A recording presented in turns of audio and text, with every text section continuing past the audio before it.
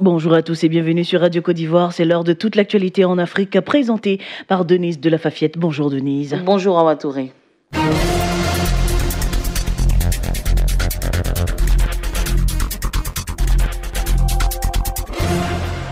Bonjour à tous et merci d'être sur Radio Côte d'Ivoire. Une semaine après l'incendie d'un de ses entrepôts à Kinshasa, la commission électorale en République démocratique du Congo a annoncé hier jeudi le report des scrutins prévus le 23 décembre. Ces élections auront finalement lieu le 30 décembre 2018, nous dit Fleur Kofi. À 3 jours de la date prévue des élections présidentielles, législatives et provinciales, la Commission électorale nationale indépendante a indiqué ce 20 décembre le report de ces 3 scrutins au 30 décembre prochain. Cette annonce intervient une semaine après l'incendie d'un des entrepôts de la CENI dans la nuit du 12 au 13 décembre dernier à Kinshasa. Ce jour-là, près de 8000 machines à voter avaient brûlé, selon la commission électorale. Mais celle-ci avait alors immédiatement rassuré qu'elle restait déterminée à organiser les élections dans les délais le 23 décembre, promettant de recourir à son stock tampon de matériel électoral. Problème, les machines de réserve étaient déjà disséminées à travers la RDC, un pays 80 fois plus grand que la Belgique, dépourvu d'infrastructures routières. La CENI avait alors promis de faire revenir le plus rapidement possible ses ordinateurs de secours par voie aérienne. Mais elle avait également maintenu son refus de tout appui logistique de la MONUSCO, la mission onusienne. Des retards ont également été enregistrés concernant l'impression et le déploiement des procès-verbaux électoraux, sans compter les défis sécuritaires dans certaines régions du pays, notamment à Beni, dans le nord-est du pays où sévit également l'épidémie d'Ebola. Le mouvement Lucha a quant à lui indiqué mercredi l'éventualité d'un nouveau report des élections. Ces scrutins initialement prévus fin 2016 étaient une insulte de trop à la patience des Congolais. Le mouvement citoyen appelle désormais les responsables de la CENI à s'assumer et à dégager pour laisser la place à ceux qui seront capables d'organiser des scrutins apaisés et crédibles. Les Togolais, eux, se sont rendus aux urnes hier jeudi dans le calme et sous forte présence militaire pour élire leurs députés. Un scrutin boycotté par 14 partis d'opposition et dont les résultats devraient voir le parti au pouvoir très largement vainqueur. Les précisions de Martha Kissi. La journée de vote s'est déroulée sans heurts sous l'œil de 8000 gendarmes, policiers et militaires, alors que l'opposition avait demandé à ses partisans d'empêcher les élections. À Lomé, les rues sont restées extrêmement calmes tout au long de la journée. L'affluence dans les bureaux de vote dépendait surtout des quartiers, selon qu'ils soient ou non favorables à l'opposition. Des photos montrant des bureaux de vote tantôt vides, tantôt avec de longues files d'attente selon les camps, s'échangeaient tout au long de la journée sur les réseaux sociaux.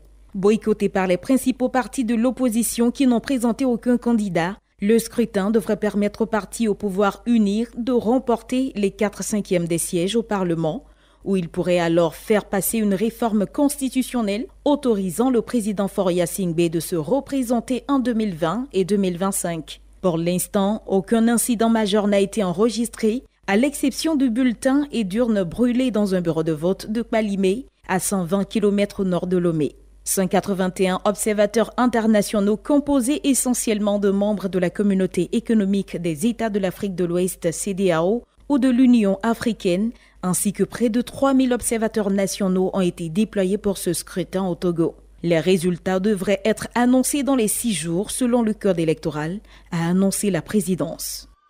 Le Conseil régional de formation des institutions supérieures de contrôle des finances publiques d'Afrique francophone subsaharienne, bien entendu, a appelé cette semaine ses membres à promouvoir l'orthodoxie financière, une interpellation qui permettra de répondre aux nombreuses attentes des populations en matière de bonne gouvernance. Timoko Derasuba. La 8e Assemblée générale du Conseil régional de formation des institutions supérieures de contrôle des finances publiques d'Afrique francophone subsaharienne a ouvert ses travaux cette semaine dans la capitale burkinabé avec en ligne de mire une meilleure gestion des finances dans ledit espace. L'objectif est de promouvoir la bonne gouvernance et interpeller les décideurs politiques et les acteurs des finances à un meilleur contrôle des biens publics des États concernés. Ce rendez-vous d'échange qui se tient du 19 au 21 décembre au Burkina Faso est regroupant 22 pays de l'Afrique francophone subsaharienne et des partenaires techniques et financiers se veut un cadre de réflexion et de partage d'expériences sur la question de la gestion de finances publiques. Pour répondre aux nombreuses attentes des populations en matière de bonne gouvernance financière, le Centre régional s'est fixé des objectifs qui sont entre autres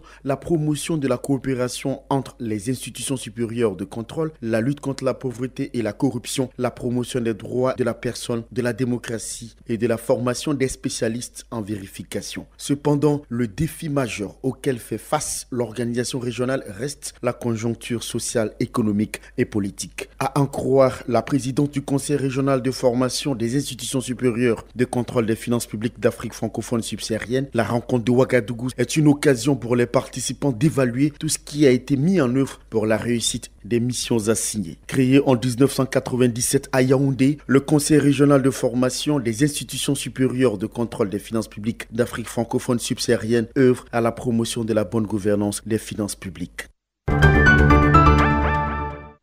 Près de 4000 personnes sont mortes en 3 ans dans des affrontements entre agriculteurs et éleveurs au Nigeria. C'est ce qui ressort du dernier rapport de Amnesty International.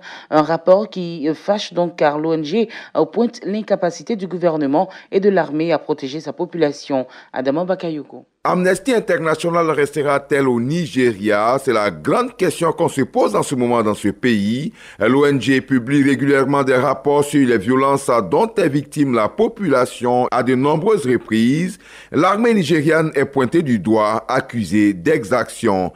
Cette fois, c'est un rapport rendu public lundi qui dénonce l'incapacité du gouvernement et de l'armée à protéger la population. Le rapport de trop pour le brigadier général John Adjim, directeur de l'information militaire.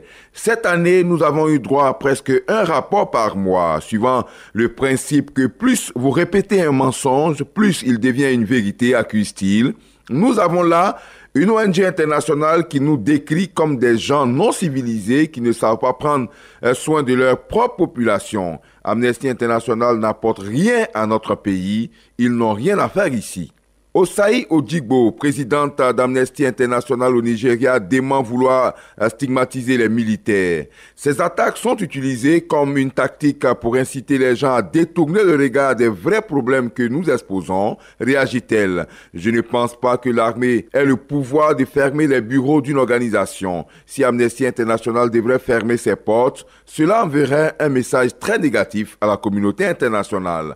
Le bureau du président Muhammadu Buhari en lice pour sa réélection a mis en garde l'ONG, qu'il accuse aussi de saper le moral des troupes sans pour autant donner d'indications sur une éventuelle fermeture. Et c'est ce qui marque la fin de ce bulletin Afrique sur Radio Côte d'Ivoire. Merci de l'avoir suivi. Prochain point de l'actualité, 9h. C'était le bulletin d'info présenté par Denise de la Fafiette.